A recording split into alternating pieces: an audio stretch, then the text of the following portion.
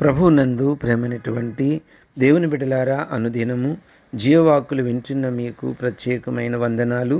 మనము గలతీ పత్రిక 4వ అధ్యాయం 5-20 వచనాల్లో గలతీల కొరకైన పౌలు శ్రద్ధ అన్న విషయంలో గతంలో మనము 18వ వచనం వరకు ధ్యానం చేశాం. ఈరోజు 19-20 వచనాలు చూద్దాం. దయచేసి గమనించండి. ముగింపుకొచ్చాం ఈరోజుతో. ఈ అంశంలో, నా పిల్లలారా, క్రీస్తు స్వారూప్యం మీ యందు ఏర్పడి వరకు మీ విషయమై మరలా నాకు ప్రసవేదన కలుగుచున్నది.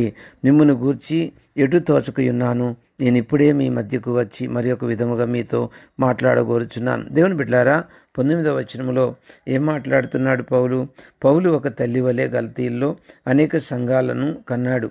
అయితే ఇప్పుడు మరలా ప్రసవేదన పడుతున్నాను అంటున్నాడంటే కారణం ఏంటంటే, గలతీలు సువార్త నుండి మరలిపోయారు కాబట్టి వారు మళ్ళీ పుట్టాలి, గలతీల్లో క్రీస్తు స్వరూపం ఏర్పడాలన్నది ఆయన అభిప్రాయం. అంటే ఆల్రెడీ జన్మించారు, వాళ్ళు క్రీస్తు స్వరూపంలో రూపాంతరపరచబడి క్రీస్తులో స్థిరపడాలన్నది ఆయన కోరిక. ప్రతి పాస్టరు, ప్రతి సేవకుడు, ప్రతి బోధకుడు ఉద్దేశం కూడా వాస్తవానికి ఇదే ఉండాలని ఈరోజు ఆత్మదేవుడు మీకు పిలుపునిస్తున్నాడు.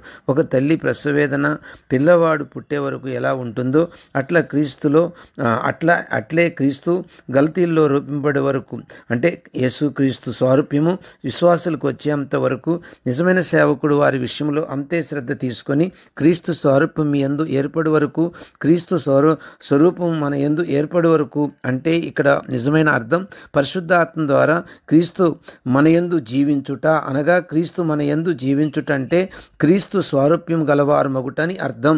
దేవుని బిడ్డలారా, ఆ విధంగా సంఘస్థులు అవ్వాలని ఆ శ్రద్ధ, ఆ పట్టుదల, మరి సంఘస్థుల కొరకు నిజమైన సేవకుడు కలిగి ఆ విధంగా సంఘం విషయంలో బాధ్యత తీసుకుంటే, నిజంగా ఆ సంఘ కాపరి దేవుని ఎన్నుకున్న సేవకుడని గుర్తిస్తే, మరి ఆ సేవకునికి లోబడి ఆ సేవకుడు ద్వారా దేవుడు అందించే వాక్యములో స్థిరంగా ఉండి ముందుకు సాగిపోయే కృప ఆత్మదేవుడు మీకు ప్రసాదించునుగాక.